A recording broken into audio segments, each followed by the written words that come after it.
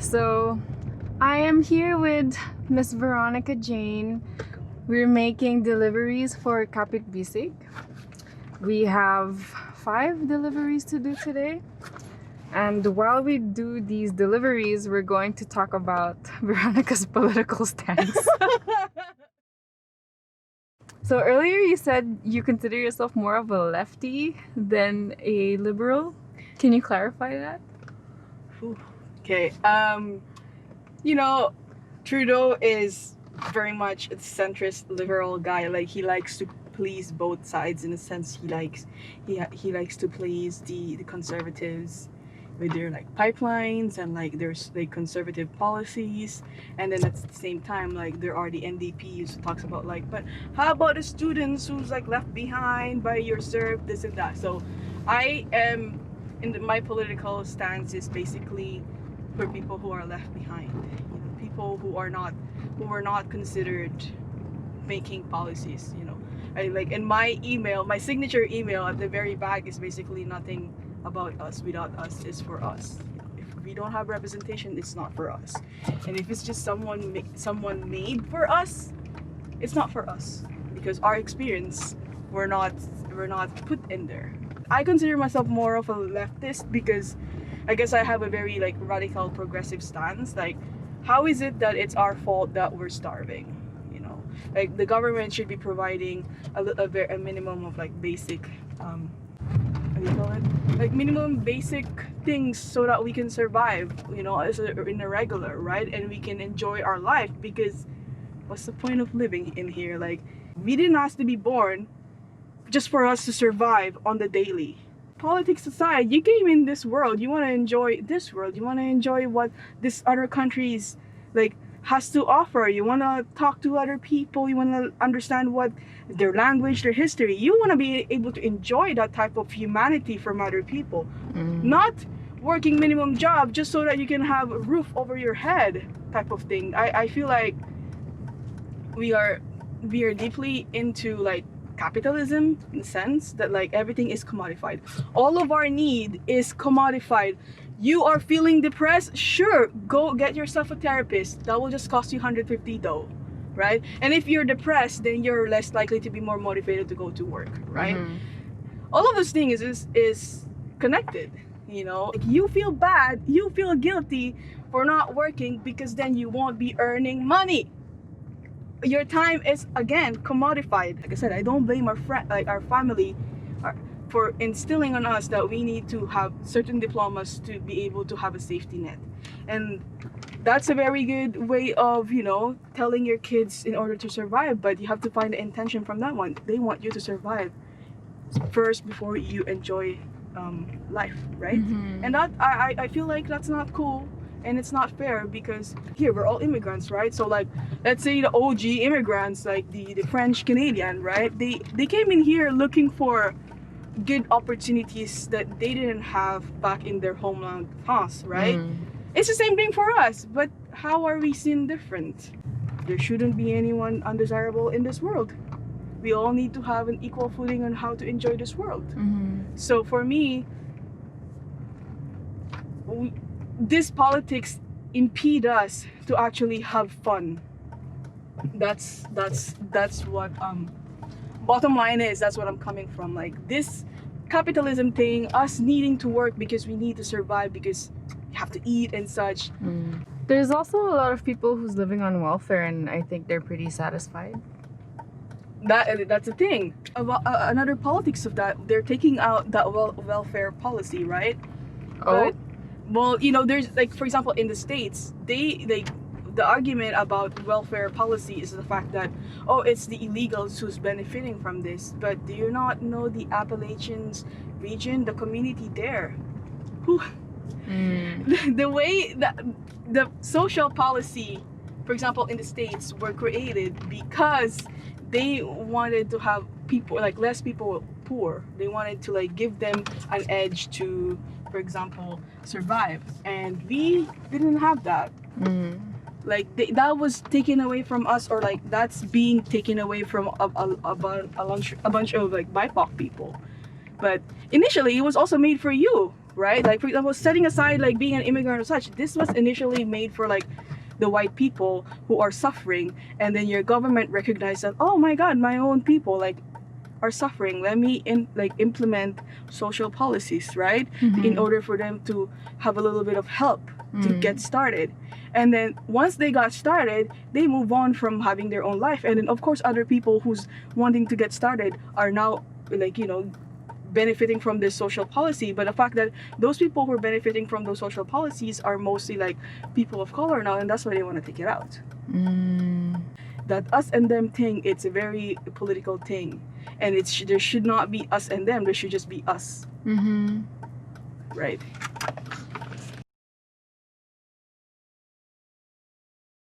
All right, so as people who are involved with Anak Bayan, what we want, I would say, is to have Filipino Canadians in Montreal be more involved with, or at least be more concerned about political issues going on in the Philippines. Because our voice matters, right? Well, explain to us why our voice is important for the Filipino people.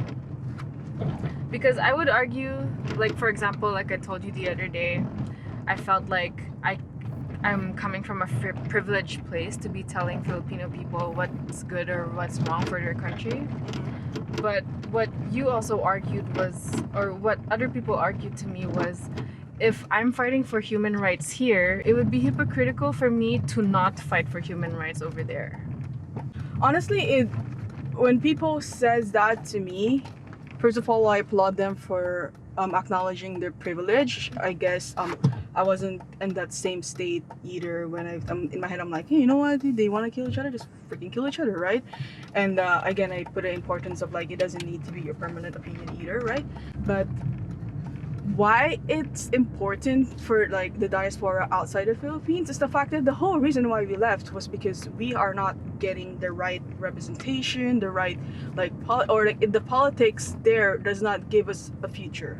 That's essentially it is, right?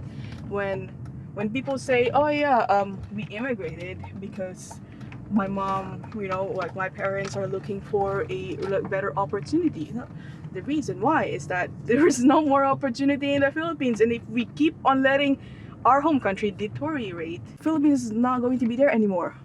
So if we just, it's like you abandon it, right? So if you abandon a certain thing, then you will, if it's not getting nourished, then it will, like, you know, a car, right? If you abandon a car there, and then it's going to get rusted and it's not going to be good anymore. All of those kind of things, you have to nourish it and you have to take care of it, right? Because that's still something that that's where you originated. You're Filipino, and if there's nothing else, there's no more Philippines, then what's going to happen? The politics in there will affect your family, your extended family. Before you know it, you get a call, your cousin was killed or something. Oh, you could have known. You couldn't have known. You thought that like your cousins are good people. Of course, I never said your family is not good people. All I'm saying is that certain policies will affect you, and that's the only time that you will start moving. And I feel like that's a shame. I'm not saying that because you came from a privileged place that you should or you must. I just feel like we kind of have like a moral duty. I feel the same way for the Venezuelan refugees being persecuted right now in Trinidad. I feel the same way for the people from Beirut who are victims of this explosion. It doesn't need to be the same ethnicity for you to care. I think it's just morals. Religion aside, it's just wrong. And if you have a capacity even to just repost things, you know, that's already something. Because once you repost things, you let people know. You bring awareness to other people who didn't know. That other people will then reshare it, and then it creates an exponential awareness. And we are perfectly cushioned to do that with the internet, right? Michelle Obama has always been like, the younger folks, you guys have Twitter, you guys have Instagram, use it. Use it to your advantage. If you have the energy to do it, use it. I'm not saying you have to or you must do it. All I'm saying is that if you can do it, lend a hand, right?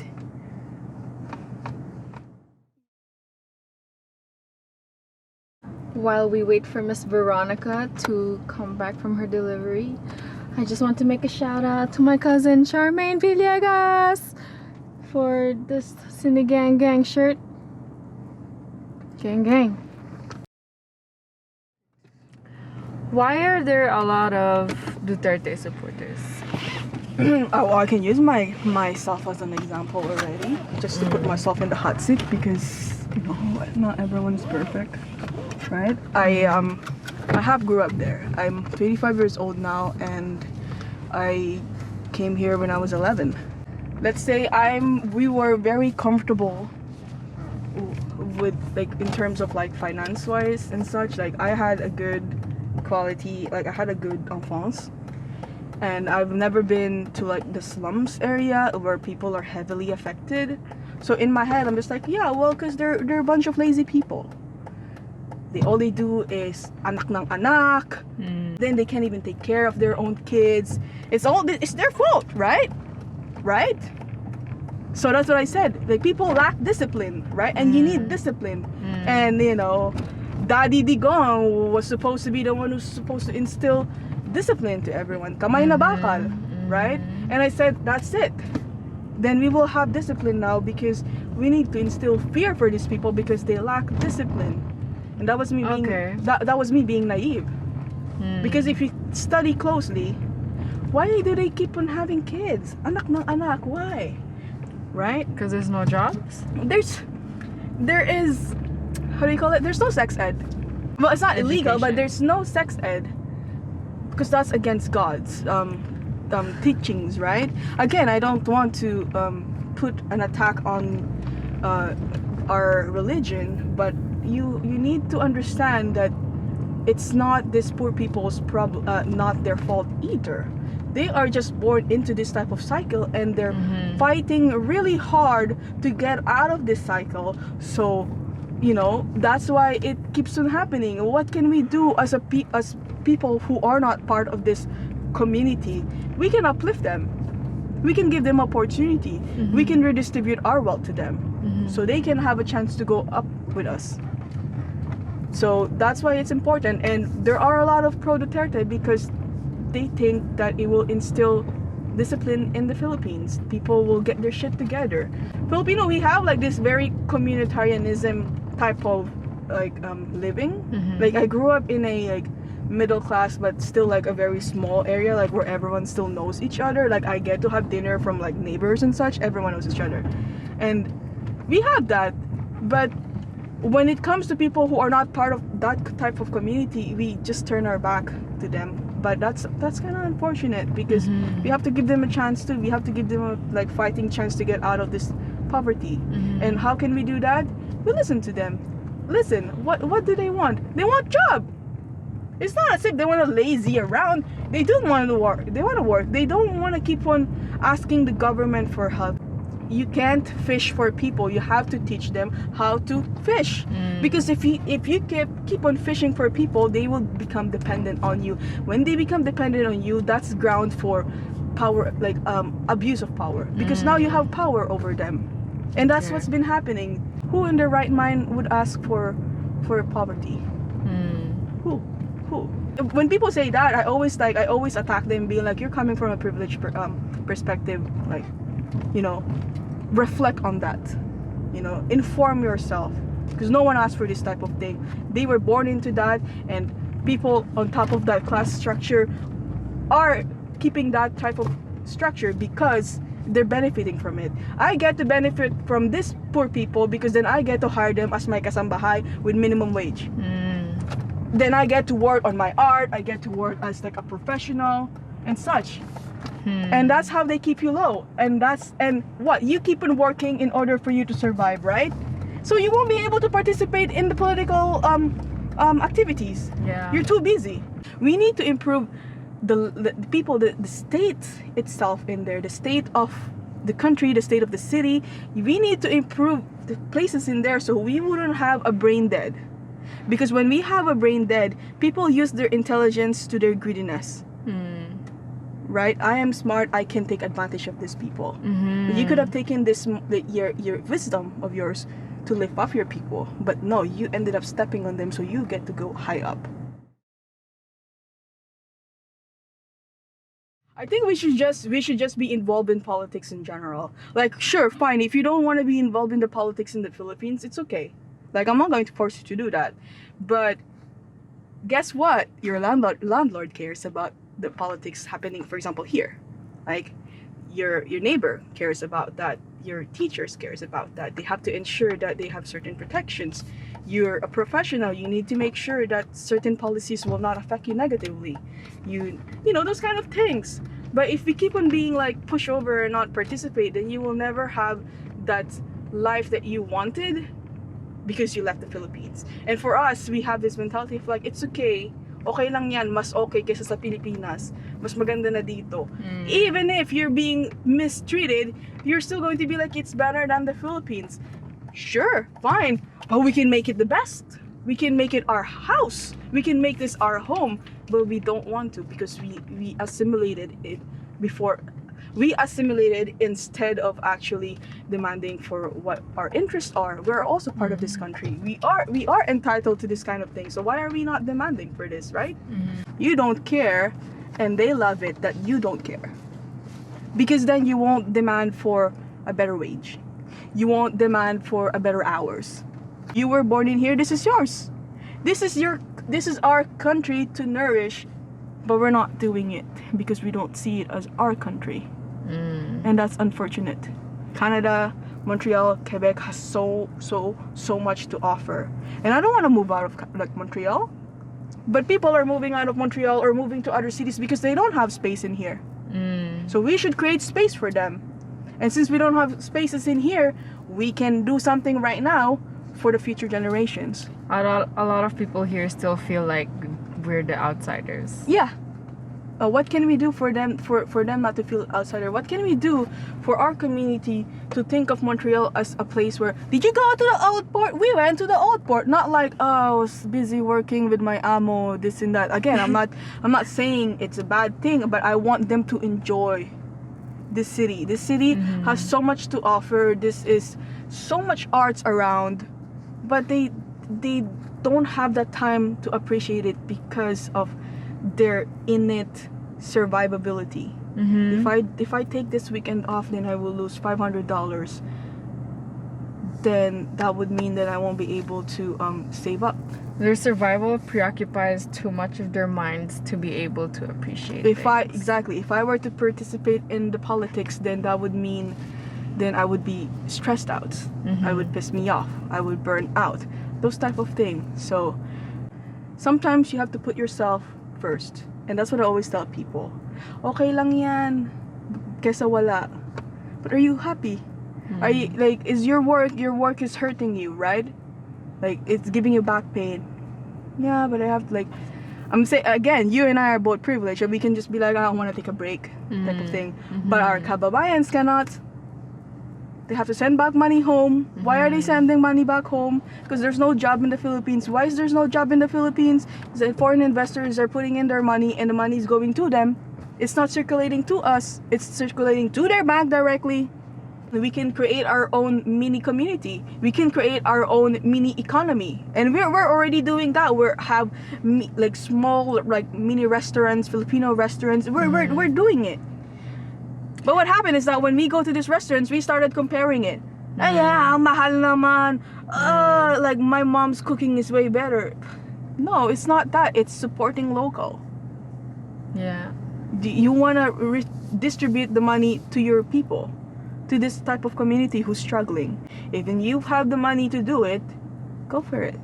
You know, yes, it probably is not as spicy as you'd like to do, but this is like all of our Filipino food is basically like each family, each household have their own distinct taste. So of course you're going to compare it, but don't be judgmental like, it's so expensive. Like, how are they supposed to like earn money from it? Right?